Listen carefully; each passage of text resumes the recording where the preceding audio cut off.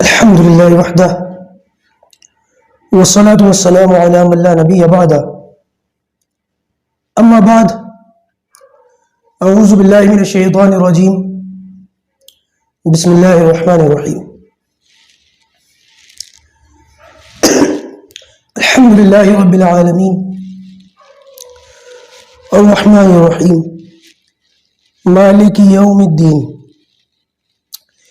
إياك نعبد وإياك نستعين اهدنا الصراط المستقيم صراط الذين أنعمت عليهم غير المغضوب عليهم ولا الضالين آمين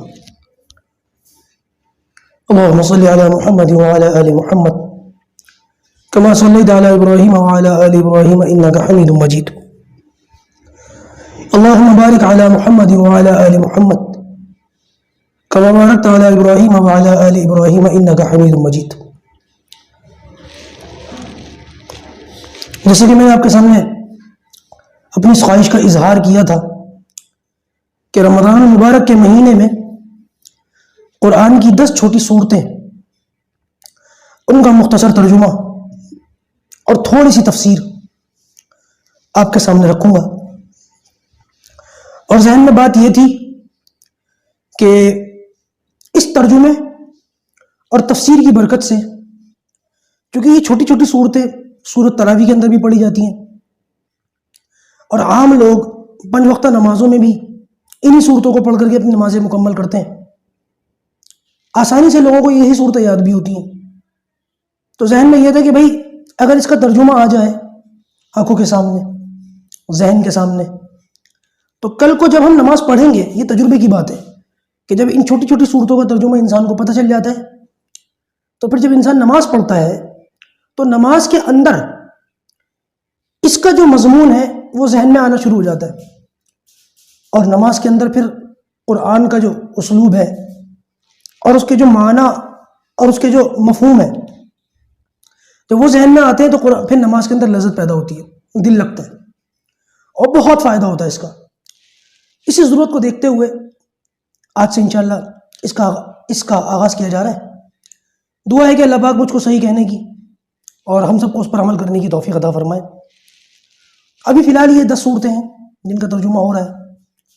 اللہ نے موقع دیا تو انشاءاللہ عز و جل پھر اور ان 10 صورتوں سے آگے بڑھیں گے، اور اللہ تعالیٰ نے موقع دیا اور زندگی نے وفا کی، انشاءاللہ عز و جل مختصراً ہی صحیح لیکن قرآن کا پورا ترجمہ آپ کے سامنے لے کر کے حاضر ہوں گا. اللہ اس ارادے میں کامیابی عطا فرمائے. البتہ شروع کرنے سے پہلے آپ لوگوں سے میری ادباً ایک درخواست ہے کہ یہ قرآن کے ترجمے کی کلاس ہے، لہٰذا جب اس کلاس کے اندر آپ آئیں تو باقاعدہ وضو کریں، قرآن ہاتھ میں لیں اور قرآن کو سامنے رکھ کر پھر اس کلاس کو سنیں. اس کا بہت فائدہ ہوتا ہے. قرآن سامنے ہوگا اور وہ آیت آپ کے سامنے ہوگی، اس کا ترجمہ چل رہا ہوگا، تو آپ کے سامنے حرف بحرف جب اس کا ترجمہ آئے گا تو قرآن سے آپ ریلیٹ کر سکیں گے، جڑ سکیں گے، اور قرآن کی محبت آپ کے دلوں میں بیٹھے گی. بہت فائدہ ہوتا ہے اس کا. انشاءاللہ اس طریقے سے یہ کلاس لیں گے تو بہت فائدہ ہوگا. دوسری بات یہ کہ یہ کلاس جو ہے ہماری یہ بہت مختصر ہوگی. رمضان کورس کی جو کلاس ہے وہ تو پھر بھی آدھے گھنٹے کی ہے. یہ کلاس اس سے بہت چھوٹی ہوگی. مشکل سے اس کا ڈیوریشن جو ہے اس کا دورانیہ جو ہے وہ 10 منٹ رکھیں گے، اس سے زیادہ نہیں رکھیں گے. ہاں کبھی 2-3 منٹ اوپر ہوگا تو ایک الگ سی بات ہے، لیکن زیادہ سے زیادہ 10 منٹ، کم بھی ہو سکتے ہیں 5-7 منٹ، اتنا سا یہ ہوگا. اب اس کے اندر کوئی ایک آیت لے لی اور اس ایک آیت کا تھوڑا سا ترجمہ کر دیا. اب دیکھتے ہیں کہ رمضان کے اندر ہم کہاں تک جا سکتے ہیں، اور اگر ضرورت پڑی اور آپ لوگوں کی جو ہے دلچسپی اس میں مجھے محسوس ہوئی تو اس کو رمضان کے بعد بھی باقی رکھ لیں گے، کوئی مسئلہ نہیں ہے. 5-7 منٹ روزانہ قرآن کو دینا کوئی بڑی بات نہیں ہے. اور پھر یہ کلاس تو ہے بھی یوٹیوب پر کہ جس میں آپ کو کوئی ایک فکس ٹائم دینا بھی ضروری نہیں ہے. آپ کو جب جس وقت سہولت ہو 24 گھنٹے میں آپ کلاس کو اوپن کریں اور دیکھنا شروع کر دیں.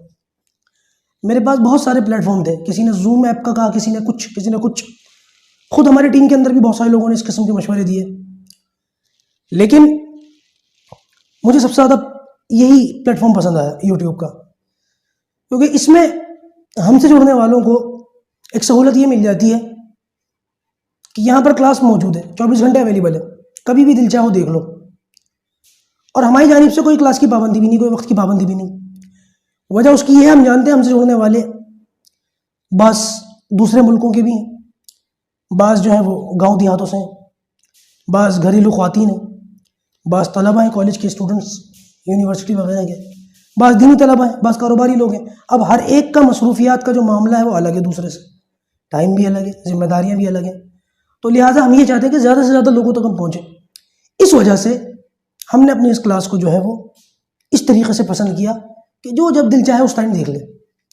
ویسے اگر آپ جس وقت کلاس ہو رہی ہے اس وقت دیکھتے ہیں تو یہ اور اچھی بات ہے، ڈسپلن آئے گا آپ کے اندر، لیکن اگر آپ نہیں دیکھ سکتے، مجبوری ہے، تو پھر آپ جس وقت بھی فارغ ہوں اس وقت آپ دیکھ سکتے ہیں۔ چلیے باقاعدہ اپنی کلاس کا آغاز کرتے ہیں۔ سورۃ فاتحہ کی تلاوت میں نے آپ کے سامنے کر دی تھی۔ یہ سورۃ فاتحہ ہے، مکی سورت ہے۔ اس سورت میں 7 آیتیں اور 1 رکوع ہے۔ احادیث میں اس سورت کے بہت سے نام وارد ہوئے ہیں، بعض مفسرین نے 12 اور بعض نے 12 سے بھی زیادہ 20 نام تک اس کے بیان کیے ہیں۔ اسے رقیہ بھی کہا گیا، رقیہ یعنی کہ تعویذ، دم۔ بعض صحابہ کرام نے اس کے ذریعے سے دم بھی کیا ہے، ہم بھی کر سکتے ہیں۔ اسے سورۃ الصلاۃ بھی کہا گیا، نماز کی سورت، اس لیے کہ ہر نماز کی ہر رکعت میں یہ سورت پڑھی جاتی ہے۔ اسے سورۃ الشفا بھی کہا گیا، اس لیے کہ اس کو پڑھنے سے اور مریض پر اس کو پڑھ کر دم کرنے سے شفا حاصل ہوتی ہے۔ اسے سورۃ الکنز بھی کہا گیا، کنز مانے خزانہ، اس لیے کہ پورے قرآن کا خزانہ ہے۔ اسے سورۃ الاساس بھی کہا گیا، قرآن کی بنیاد، پورے قرآن کی یہ بنیاد ہے۔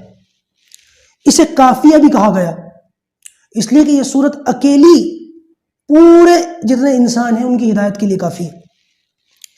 اسے حمد بھی کہا گیا، سورۃ الحمد، اس لیے کہ اس کا آغاز ہی الحمدللہ سے، اللہ کی تعریف سے ہوتا ہے۔ اسے ام القرآن بھی کہا گیا، سارے قرآن کا خلاصہ، اور اس کا مشہور نام وہ سورۃ الفاتحہ ہے۔ فاتحہ کا معنی کھولنے والی اور ابتدا کرنے والی۔ قرآن مجید کی ابتدا اور قرآن مجید کا آغاز بھی اسی سورت سے ہو رہا ہے۔ قرآن مجید کے اندر اللہ تبارک و تعالیٰ نے اس کی فضیلت بیان فرمائی ہے۔ ایک مقام پر ہے وَلَقَدْ آتَيْنَاكَ سَبْعًا مِّنَ الْمَثَانِي وَالْقُرْآنِ الْعَظِيمِ، کہ ہم نے آپ کو اے پیغمبر قرآن مجید عطا فرمایا اور 7 آیت تلاوت، اور 7 آیتیں آپ کو دی ہیں جو بار بار تلاوت کی جاتی ہیں۔ حالانکہ جب اللہ تعالیٰ نے یہ کہا کہ ہم نے آپ کو قرآن مجید عطا فرمایا تو اس میں سورۃ فاتحہ بھی آ گئی، لیکن اس کی فضیلت کو بیان کرنے کے لیے اللہ تعالیٰ نے سورۃ فاتحہ کا الگ سے ذکر فرمایا۔ اس سے اس سورت کی اہمیت کا اندازہ لگایا جا سکتا ہے۔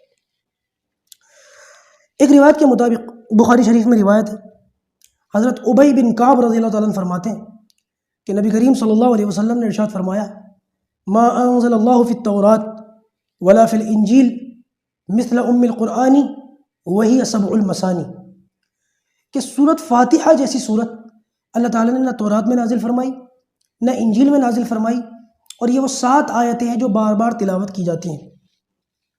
ترمذی شریف کے اندر حضرت ابی سعید ابن معلہ رضی اللہ تعالیٰ عنہ فرماتے ہیں کہ نبی کریم صلی اللہ علیہ وسلم نے ارشاد فرمایا کہ اے ابی سعید، کیا میں تمہیں وہ سورت نہ سکھاؤں جو قرآن مجید کی سب سے بڑی سورت ہے، بڑی سے مراد سب سے عظیم سورت ہے؟ انہوں نے کہا یا رسول اللہ بالکل سکھائیے۔ تو اللہ کے رسول صلی اللہ علیہ وسلم نے فرمایا کہ وہ سورۃ الفاتحہ ہے۔ یہ روایت بخاری میں، اور جو میں نے پہلے پڑھی حضرت ابی بن کعب سے، وہ ترمذی میں نے کتابوں کے نام الگ الگ لے لیے۔ دیکھا جائے تو اس سورت کے اندر قرآن کے بنیادی مضامین بھی موجود ہیں۔ قرآن کے بنیادی مضامین کتنے ہیں؟ 3۔ نمبر 1 توحید، نمبر 2 نبوت، اور نمبر 3 آخرت۔ قرآن کی اس سورت کی اگر پہلی آیت کا جائزہ لیا جائے تو اس کے اندر توحید ہے، الحمدللہ رب العالمین۔ اسی طریقے سے اس صورت کے اندر نبوت کا بھی ذکر ہے اور آخرت کا بھی ذکر ہے۔